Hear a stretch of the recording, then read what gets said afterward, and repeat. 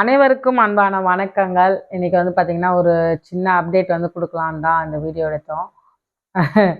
லாஸ்ட்டாக ஒரு 5-6 நாளுக்கு முன்னாடி நாங்கள் சொன்னோம், நாங்கள் வந்து ரெகுலராக வீடியோ போட்டுருவோம் அப்படி சொன்னோம். ஆனால் அது ரெகுலராக வந்து ஒரு விலாக் எடுத்து ஒரு அழகாக ஒரு ப்ரெசன்டேஷன் பண்ணி ஒரு வீடியோஸ் வந்து போட முடியல எங்களால். ஏன்னா அதுக்கான நேரம் வந்து இன்னும் வரலதான்னு நினைக்கிறேன். எப்போவுமே நான் நினைப்பேன் விலாக் எடுத்து நல்லா போடலாம் நினைக்கும் போது அந்த மாதத்துல ஏதாவது ஒரு ப்ராப்ளம் வரும், ஏதாவது ஒரு பிரச்சனை வரும். அப்படியே அது அந்த கனவு அப்படியே போயிடும். இப்போ கூட பாருங்கள், பின்னாடி எல்லாம் எடுத்து வச்சுருக்கேன்னா ஏதாவது க்ளீன் பண்ணி இது பண்ணலான்னு பார்த்தோம், அது அப்படியே ஸ்டாப் ஆகிடுச்சு. இன்றைக்கி வந்து பார்த்திங்கன்னா நான் லாஸ்ட்டாக ஒரு வீடியோ போட்டிருந்தேன். அந்த வீடியோவில் வந்து சாம்க்கு வந்து இது மாதிரி ஆப்ரேஷன் பண்ணணும், எந்த ஹாஸ்பிட்டல் போகணுன்னு தெரில, பண தேவைகளெல்லாம் அதிகமாக இருக்குதுன்னு நான் வந்து சொல்லியிருந்தேன்.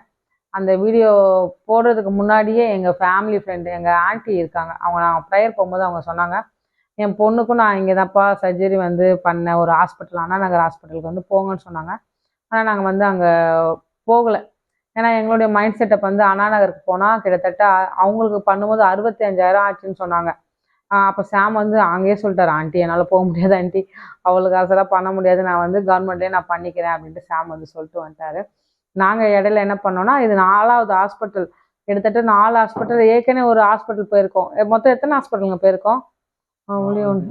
4 அது மாதிரி தெரிஞ்சவங்ககிட்ட எல்லாம் விசாரிச்சுட்டு அப்படி 5 ஹாஸ்பிட்டல் கரெக்டாக எங்களுக்கு தெரிஞ்ச ஞாபகம் வந்து நாங்கள் சாம்ப் வந்து என்கொயரி வந்து பண்ணியிருக்கோம்.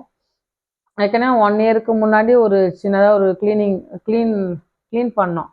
அது 8 மாதம் இருக்குமாங்க அந்த க்ளீன் பண்ணது? 1 வருஷம் இருக்கும். அதுக்கப்புறமா சாம்க்கு வந்து அந்த இன்ஃபெக்ஷன் அதிகமாக ஆகிட்டு இருந்துச்சா, நாங்கள் என்ன பண்ணோம், எல்லாமே விலாகாக எடுத்திருக்கேன், அது நான் அரேஞ்ச் பண்ணி எடிட் பண்ணி போடுறதுக்கு எனக்கு ரொம்ப நாள் ஆகும்.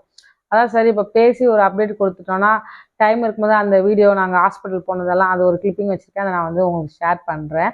அப்புறமா நாங்கள் அந்த ஒரு ஹாஸ்பிட்டலுக்கு போய் கேட்டோம். அவங்க என்ன சொன்னாங்கன்னா, எடுத்த உடனே இதுக்கு வந்து 85,000 ஆகும், நான் வந்து உங்களுக்கு 40,000 ரூபாய்க்கு நான் பண்ணி தரேன்னு அந்த சார் வந்து அவர் சொன்னார். சரி ஓகே, டாக்டர் பீஸும் 200 தான் வாங்கினாங்க.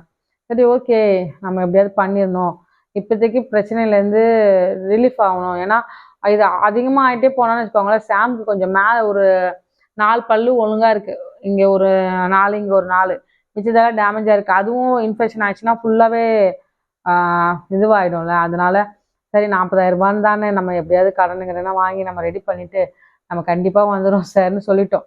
இன்றைக்கி டேட்டு 21. நான் என்ன சொன்னேன்னா, வியாழக்கிழமை வந்து ஆப்ரேஷன் பண்ணிக்கிறேன் அப்படின்னு சொல்லிட்டு ஒரு தைரியத்தில் சொல்லிட்டு வந்துட்டேன். ஏன்னா எனக்கு சாம் நிலமை பார்த்தா எனக்கு ரொம்ப கஷ்டமாக இருக்குது. இப்போ அம்மாவுக்கும் ஆப்ரேஷன் பண்ணோமா, அவங்களும் உள்ளே தான் இருக்கிறாங்க, இப்போ சாம்க்கும் நம்ம பார்க்கணும், அது மாதிரி இருந்துச்சா. அதுக்கு அடுத்தது என்ன பண்ணோம், நாங்கள் சாம் கேமரா எடுக்கும்போது தூங்கிட்டு இருக்கிறாரு. இப்போ தான் ஒர்க்குக்கு போயிட்டு வந்தாரா, அதனால் செம்ம டயர்டாக இருக்கார், ஷாப்பிங் பண்ணிட்டு வந்தார், அதனால் ரொம்ப டயர்டாக இருக்குது, தூங்குறாரு அவர் சேரில் உட்காந்துக்கிட்டே. அதுக்கு அடுத்தது நாங்கள் அங்கே சொன்னாங்க, நாங்கள் வந்துட்டு நாங்கள் ஜெபம் பண்ணிட்டே இருந்தோம். ஏன்னா அப்போ ஒரு ப்ரேயர் பார்த்துருக்கும்போது எங்கள் பைபிள் காலேஜ் டீச்சர் எங்கள் ஐயா ஒரு ப்ரேயர் அந்த மெசேஜ் கொடுக்கும்போது, நமக்கான ஹாஸ்பிட்டல் எங்கே போகணுன்னு ஆண்டவர் நம்மளை வழி நடத்துவார், எந்த வியாதியாக இருந்தாலும் அதில் வந்து காப்பாற்றுவார் அப்படின்னு சொல்லும்போது, நாங்கள் ஏற்கனவே எங்கள் ஆண்டி ப்ரேயரில் சொன்னோம்ல, தங்கச்சி என்ன பண்ணால் வீடியோ யூடியூப்பில் பார்த்துட்டு எங்களுக்கு ஃபோன் அடித்தான். ஃபோன் அடிச்சோன்னா நான் ஃபஸ்ட்டு ஃபோன் பார்க்கல, 2வது ஃபோனு தான் அப்புறமா நான் பார்த்தேன். ரொம்ப நாள் கழிச்சு என்னதான் இது அர்ஜென்ட்டுக்கு ஃபோன் அடிக்கிறாங்க, ஏன்னா அவங்க எங்கள் வீட்டுக்கு வரேன்னு சொல்லியிருந்தாங்க, அதுக்காக ஃபோன் அடிக்கிறாங்க போலான்னு ஃபோன் எடுத்து பேசினா, அக்கா நீங்கள் பயப்படாதீங்க, அவ்வளோ காசெல்லாம் ஆகாது, நாங்கள் போன டாக்டர் வந்து ரொம்ப நல்லா பார்த்தாங்க, நீங்கள் அங்கே போய் விசாரிச்சுட்டு போய் பாருங்கள் அப்படின்னு சொன்னாங்க. சரி நம்மளும் எதுக்கும் கேட்டு போயிடலாம். இங்கேருந்து போகும்போது கூட சாம் என்ன சொன்னார், அது செட் ஆகாதா தெரில, நம்ம ஃபஸ்ட்டு போய் பார்க்கலான்னு சொல்லிட்டு இன்றைக்கி ஃபுல்லாக ஹாஸ்பிட்டல் போயிட்டு வந்தோம். மத்தியானம் 2 மணிக்கு தான் வந்தோம்.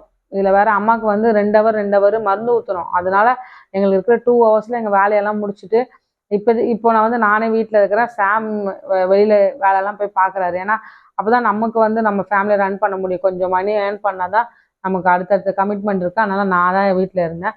அப்புறமா நாங்கள் ஹாஸ்பிட்டலுக்கு போயிட்டு 2 மணிக்கெல்லாம் போய் கேட்டுட்டு அந்த சார்கிட்ட கேட்டு வந்தோம். 40,000 ரூபான்னு ஒரு இடத்துல சொன்னாங்க, ஒரு இடத்துல 65,000 சொன்னாங்க, ஒரு இடத்துல 85,000 சொன்னாங்க. இப்போ நாங்கள் ஃபைனலாக கேட்டு வந்த இடத்துல வந்து பார்த்திங்கன்னா நமக்கு எல்லாமே மாத்திரை எல்லாமே சேர்த்து நமக்கு 22,000லேயே முடிச்சு தரேன் அப்படி சொல்லிட்டாங்க. அது வந்து ரொம்ப பெரிய சாட்சி. இப்போ வியாழக்கிழமை வந்து பார்த்திங்கன்னா சாம்க்கு வந்து ஆப்ரேஷன் பண்ண போகிறோம். Oh my God. கரண்ட் போயிடுச்சு. எங்க எங்கம்மா நான் எதில் விட்டேன்? என்னங்க அமௌண்ட்டை பற்றி பேசும்போது இப்படி இருளாயிடுது. ஏசப்பா உடனே நம்ம ஆளுகள் வேறு யாராவது இருந்தால் ஐயோ சகுனமே சரியில்லைம்பாங்க. நமக்கு எல்லா நேரமும் நல்ல நேரம் நம்ம ஆண்டவர் கொடுத்த நேரம். அதனால சரின்ட்டு போனால் ரொம்ப ஒரு பெரிய அதிசயம். நமக்கு டேப்லெட் எல்லாமே சேர்த்து அவர் சொல்லிட்டாரு 21,000 இல்லை 22,000 முடிச்சிடலாமா, மேக்ஸிமம் 21லேயே முடிக்கிறது பார்க்கலாம் அப்படின்னாங்க. நம்மளது மிச்ச விஷயம்லாம் ட்ராவல் எல்லாமே அது வந்து தனி. அப்புறமா அவங்க கொஞ்சம் என்னென்ன பண்ணணும்லாம் சாம்க்கு வந்து சொல்லுவாங்களா, அதெல்லாம் ஃபாலோ பண்ணணுன்னாங்க.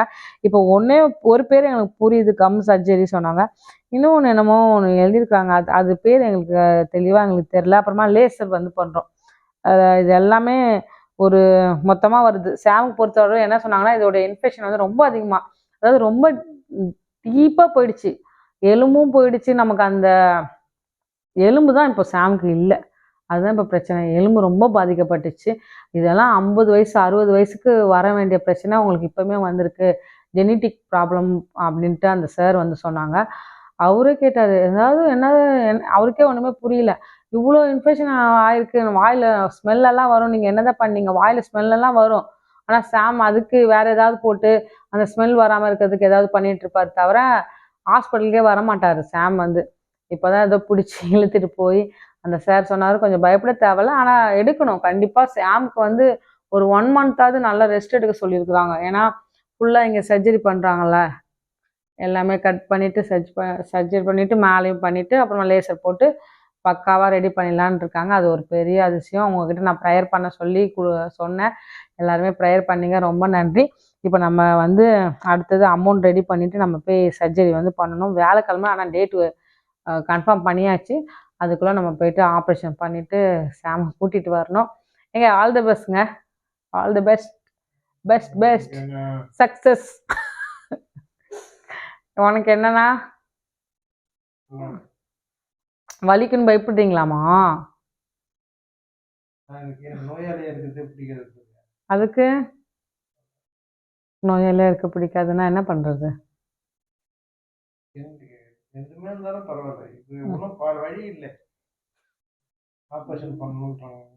நீங்கள் ரொம்ப முத்தி வச்சுட்டு போனால் இப்படி தான். அப்போமே நம்ம போயிருந்தால் கொஞ்சம் எஸ்கேப் ஆகிருக்கலாம். 6 மாதம் கழித்து இன்னொரு ட்ரீட்மெண்ட் சொன்னாங்க, ஆனால் அதுக்கு 1 லட்சம் ஆகும்னு சொன்னாங்க. அதெல்லாம் இப்போ நம்ம பண்ண முடியாது, பார்த்தீங்களா? அதுதான். அதனால் நீங்கள் வந்து எல்லாருமே ப்ரேயர் பண்ணிக்கோங்க. சாம்க்கு வியாழக்கிழமை ஆப்ரேஷன். அம்மாவுக்கும் 1 மந்த் ரெஸ்ட் எடுக்கணும். இந்த 2 பிள்ளைங்களையும் பார்க்க வேண்டிய பொறுப்பு என் மேலே இருக்குது. எனக்கும் நல்ல சுகம் ஆரோக்கியம் பலன் வேணும். அதுக்காக ஆமாம், இந்த வருஷம் அதே மார்ச்சுங்க. ஆனால் சாமுக்கு ரொம்ப நாள் ரெஸ்ட் எடுக்க சொல்லியிருக்காங்க. ஆனால் எவ்வளோ அவங்க சொல்கிறதெல்லாம் ஃபாலோ பண்ணால் சீக்கிரமாக ஒரு ரெக்கவர் ஆகிடலாம். ஒரு 15 நாளுக்குள்ளே கொஞ்சம் வெளியில் போகலாம் அப்படின்னு இருக்காங்க. பார்க்கலாம். வேறங்க, எல்லாருக்கும் ரொம்ப நன்றி. வேறு என்ன சொல்கிறது தெரியல. நம்ம இந்த வாட்டி நீங்களே டிஃப்ரெண்ட் பார்க்கலாம். போன வாட்டியெல்லாம் நான் ரொம்ப புலம்பிட்டு இருந்தேன். இந்த வாட்டி ஏஸ்பா நடத்துவாருன்ட்டு ரொம்ப தைரியம் ஆயிடுச்சு. அதுக்கு அடுத்தது அந்த அழுறது அந்த சீனெல்லாம் கிடையாது, எல்லாம் கம்மியாயிடுச்சு. அதுக்கு வந்து காரணம் வந்து ஃபுல்லாக ஏசப்பா தான். அவர் வந்து இல்லைன்னா ஒன்றுமே இல்லை. ஏன்னா சில பேர் இந்த வீடியோலாம் ஏன் போடுறீங்க அப்படியெல்லாம் கேட்பீங்க. எங்களுடைய லைஃப்பில் நடக்கிற அப்டேட் எப்போவுமே நான் வந்து யூடியூப்பில் சொல்லுவேன். அவங்க எனக்கு கமெண்ட் பண்ணும்போது எங்களுக்கு ஒரு மோட்டிவேஷனாக இருக்கும். இப்போ நானே நிறைய பேர்கிட்ட போய் சொல்லும் போது அவங்க காது கொடுத்தே கேட்க மாட்டேங்கிறாங்க, யாராக இருந்தாலுமே. அப்போ நான் சொல்கிறத கேட்டு எனக்கு கமெண்ட் வர இடத்துல வந்து நான் சொல்லுவேன், சரியா? அதுக்கு அடுத்தது நிறைய ஃபோன்ஸ், அப்புறமா வாட்ஸ்அப்பில் மெசேஜ் பண்ணுறது. என் ஃப்ரெண்ட்ஸ் எல்லாம் வீட்டுக்கு வந்துருந்தாங்க, இன்னி கூட ஆள் வந்தாங்க. அது மாதிரி நிறைய வேலைகள் போயிட்டுருக்கு. இதில் வேறு நம்ம வந்து கொரியர் வந்து அனுப்பணும், பர்ச்சேசிங் இருக்குது. சாமுக்கு வியாழக்கிழமை ஆப்ரேஷன்னா நான் அதுக்குள்ளே ஒரு 2-3 வேலையை முடித்தா நமக்கு அது ஒரு ரொம்ப நல்லதாக இருக்கும். ஏன்னா இந்த ஆர்டரெல்லாம் வந்து பார்த்திங்கன்னா அக்கா வந்து ரொம்ப பொறுமையாக இருந்தாங்க. டிசம்பர் மாதம் கொடுத்த ஆர்டர், எங்கள் அம்மாவுக்கு ஆப்ரேஷன், அது 1 மாதம் அலைஞ்சிட்டு இருந்தோம். அதுக்கெல்லாம் அக்கா வந்து சப்போர்ட் பண்ணி டைம் எடுத்துக்கோங்க குளோரி, நீங்கள் எதுவுமே அர்ஜென்ட் இல்லை. இப்போ சாம் விஷயம் சொல்லும்போது கூட இல்லை, நீங்கள் ஆப்ரேஷன் முடிஞ்சிட்டு கூட நீங்கள் இது பண்ணுங்கன்னு சொன்னாங்க. அவ்வளோ ஒரு பொறுமையான என்னங்க ஃபுல்லாக சப்போர்ட் பண்ணாங்க அக்கா. இதெல்லாம் நான் எதுக்கு சொல்கிறேன்னா, இது மாதிரி சுச்சுவேஷன் நம்ம போயிட்டு இருக்கும்போது நம்ம வந்து சிலது உள்ளே வச்சுட்டு இருப்போம், யார்கிட்டையும் ஷேர் பண்ண முடியாது. யூடியூப்பில் வந்து எப்படின்னா நாங்கள் எங்களுடைய துக்கத்தையும் சரி எங்கள் சந்தோஷத்தையும் சரி எல்லாமே ஷேர் பண்ணியிருக்கோம். இந்த வீடியோலாம் பார்க்கும்போது எங்களுக்கு ஒரு சாட்சியாக இருக்கும் எங்களை ஆண்டவர் வந்து நடத்திட்டு வந்த பாதைகள். ஏன்னா எங்களை பொறுத்தளவு இது எல்லாமே பெருசு தான், ஒரு அமௌண்ட்டுங்கிறது. அதை நாங்கள் ரெடி பண்ணி போய் அதை ரெக்கவர் பண்ணுவது ரொம்ப கஷ்டமாக இருக்கும். எல்லாருமே ப்ரேயர் பண்ணிக்கோங்க. சாம்காக ரொம்ப ப்ரேயர் பண்ணிக்கோங்க. அம்மாவை பற்றி கேட்டுகிட்டே இருக்கீங்க. அம்மாவுக்கு இன்னும் செக்கப் எல்லாம் இருக்குது, அதெல்லாம் போகணும். எங்கள் ஃபேமிலிக்காக நீங்கள் எல்லாருமே ப்ரேயர் பண்ணிகிட்டே இருக்கீங்க. ரொம்ப நன்றி. உங்களுடைய சப்போர்ட்டுக்கும் லவ்வுக்கும் ரொம்ப நன்றி. Thank you, love you.